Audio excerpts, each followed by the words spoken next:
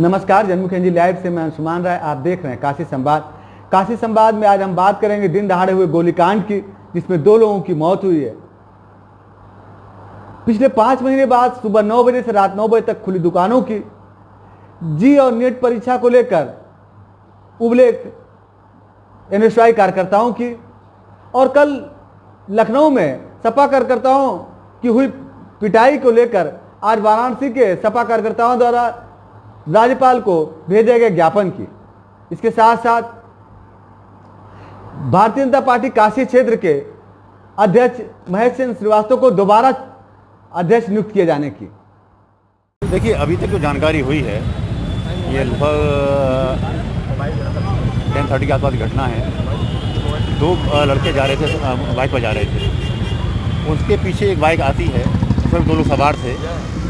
उन्होंने उनके ऊपर फायर किया, जिससे जो उसमें पीछे बैठा हुआ था उसकी डेथ हो गई। और एक व्यक्ति जो वाल्मीकि गौड़ यहाँ से निकल के जा रहा था, हाथ में खड़ा था, उसको गोली लगी, उसकी डेथ हो गई है।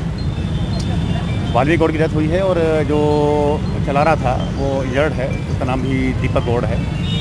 अभी केवल इतनी जानकारी हो पाई है, और जो जिसकी डेथ हुई है उसके बारे में भी जानकारी की जा रही है। और क्या इस प्रकरण है, प्रथम दृष्टया ये एनिमिटी का मामला मालूम पड़ रहा है। क्या आज सुबह चौकाघाट क्षेत्र में गोलीकांड से पूरा इलाका थर्रा गया। बताया जाता है कि मोटरसाइकिल सवार 2 युवकों को पीछे से आए 2 युवकों ने गोली मार दी, जिसमें एक व्यक्ति की मौके पर ही मौत हो गई और एक व्यक्ति घायल हुआ। इस गोलीकांड में एक निर्दोष ट्राली चालक जो अपने घर के बाहर खड़ा था, वह भी चपेट में आ गया और मौका वारदात पर उसकी मौत हो गई। मरने वाले व्यक्ति का नाम अभिषेक उर्फ प्रिंस है और पुलिस के अनुसार वह पूर्व का हिस्ट्री सीटर है। उसके खिलाफ कई मुकदमे दर्ज हैं। जबकि दूसरा उसका साथी दीपक गौड़ है, उसकी भी हालत गंभीर है। बताया जाता है कि उसके पीठ में रीढ़ की हड्डी में गोली लगी है। इस मामले में चपेट में क्षेत्रीय नागरिक वाल्मीकि गौड़ भी आ गया, जो ट्राली चालक है। वह अपने घर से बाहर निकलकर नल से पानी पीने जा रहा था, तभी इस गोलीकांड के चपेट में आ गया।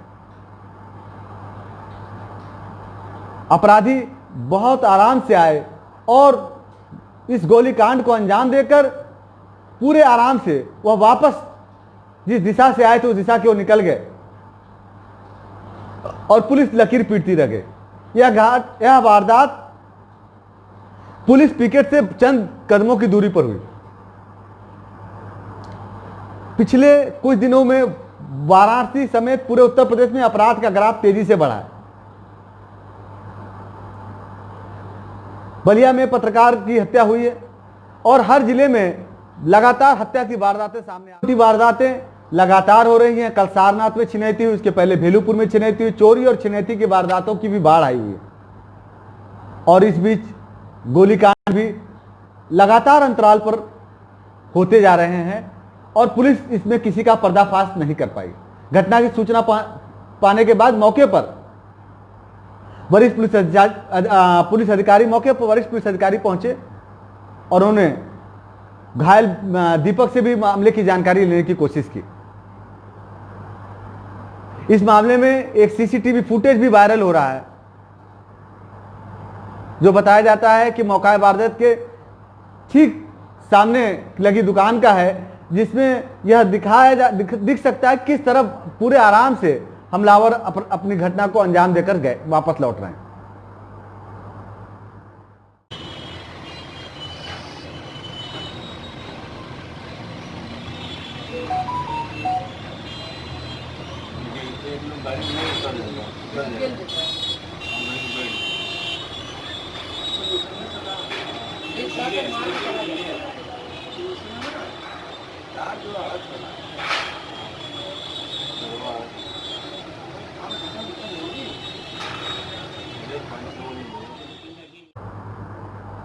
इस संदर्भ में वाराणसी के व्यापारियों का भी कहना है कि अपराध की घटनाएं बढ़ी हैं और उन्हें उम्मीद है कि प्रशासन जल्द से जल्द अपराध की घटनाओं पर काबू पा लेगा। लोग आम आदमी है, क्राइम के बारे में तो ये नहीं कह सकते, लेकिन अब जिस तरीके से लोगों के पास रोजगार की कमी है तो कोई भूखे पेट तो नहीं सोना चाहिए, कुछ ना कुछ तो वो करेगा ही। लेकिन सबसे पहले क्राइम को रोकने के लिए पुलिस को करना चाहिए कि हर चौराहे पर और रात में लॉकडाउन के बाद गश्त करना चाहिए, जहां पर सन्नाटे एरिया हैं, जहां पे जो मार्केट से स्टोर बढ़ा कर जाते हैं उनके लिए। तो गवर्नमेंट को इस पर ध्यान देना चाहिए। तकरीबन ये जो लॉकडाउन होने से स्थिति जो आई, जिसमें सबकी आर्थिक स्थितियाँ ख़राब हो गई हैं, उस वजह से ये क्राइम बढ़ रहा है। तो गवर्नमेंट को ऐसा कुछ करना चाहिए कि लोगों के पास काम हो, क्राइम ना बढ़े। तो जब काम नहीं होगा तो क्राइम बढ़ेगा, इसीलिए चोरियां हो रही हैं, इसीलिए दिक्कतें आ रही हैं। अब बढ़ते हैं अगली खबर पर। वाराणसी में पिछले 22 मार्च के बाद आज 28 अगस्त को जाकर दुकानें 9 बजे सुबह से रात 9 बजे खोलने की अनुमति मिली है। लॉकडाउन के बाद अनलॉकडाउन में भी दुकानें अधिकतम 7 बजे तक ही खोलने की अनुमति मिली थी, बाद में 6 बजे और फिर 5 बजे कर दिया गया था। दुकानें लंबे समय तक खोले जाने से व्यापारियों में उत्साह है और उन्हें उम्मीद है कि दुकानें देर तक खुलने से ग्राहक बाजार का रुख करेंगे और उनके व्यापार पर सकारात्मक असर पड़ेगा। मैं राकेश जी, महानगर अध्यक्ष, अखिल भारतीय उद्योग व्यापार मंडल। मैं माननीय मुख्यमंत्री जी को बधाई देना चाहूँगा कि जैसा आप सबको विदित है, मेरे द्वारा माननीय मुख्यमंत्री जी को काशी के व्यापारियों और जनता की वेदना से परिचित कराया गया था। मुझे कहने में कोई शक नहीं कि हमारे अभिभावक लोकप्रिय मुख्यमंत्री योगी आदित्यनाथ जी द्वारा त्वरित निदान किया गया। उन्होंने स्पष्ट शब्दों में भरोसा दिलाया बनारस की जनता को, बनारस के व्यापारियों को, कि सुबह 9 बजे से रात्रि 9 बजे तक दुकानें खुलेंगी। सजावट फर्नीचर रथ यात्रा से अरुण गुप्तगी बोल रहा हूँ। और मेरे हिसाब से जो लॉकडाउन का टाइम बढ़ाया कि मतलब दुकान खुलने का टाइम बढ़ाया गया, इससे एक फ़ायदा ज़रूर होगा कि ऑफिस वालों को भी शॉपिंग का मौका मिलेगा। इससे हो सकता है व्यापार अच्छा हो जाए। राजीव पाठक अनामकर। सर, अभी जो टाइमिंग का जो शेड्यूल बढ़ाया गया है प्रशासन द्वारा, तो इस पर आप क्या कहना चाहते हैं? व्यापारी समय कम होने की वजह से हम लोग के खर्चे नहीं निकल पा रहे थे, और ये जो टाइम बढ़ाया गया इससे हम लोगों के खर्चे और कुछ चीज़ मेंटेनेंस हो जाएंगे।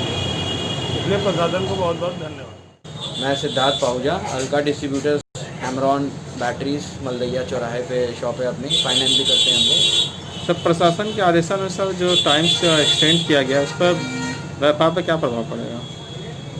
मेरे हिसाब से तो कोई खास असर नहीं पड़ेगा, क्योंकि बहुत लोग डर के मारे अभी घर में ही बैठे हुए हैं, क्योंकि अब बढ़ता भी जा रहा है केस। और जो 4 बजे तक काम होता था वही अब 9 बजे तक एक्सटेंड होगा। काम उतना ही होना है। मेरे हिसाब से बहुत हाई रिस्क पे काम करने से कोई फ़ायदा नहीं है।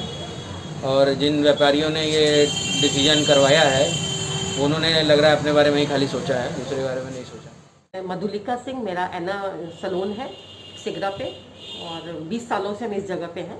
मैम, प्रशासन के आदेशानुसार जो टाइम ड्यूरेशन बढ़ाया गया, एक्सटेंड किया गया 9 बजे सुबह से 9 बजे रात तक, इस पर आपके क्या अपने विचार है व्यापारी के तौर पर? देखिए, व्यापारी के तौर पे अगर ये चीज़ कहा जाए तो हमें नहीं लगता कि बहुत सेफ है, कुछ ऐसा है। अगर हम पहले भी हैं तो हमें अपना टाइम, अगर हमें पता रहेगा कि हम इस समय पे ये काम करना है, तो हर कोई अवेयरनेस में हम उस समय को, सीमित समय में अपने हर काम को हम कर सकते हैं।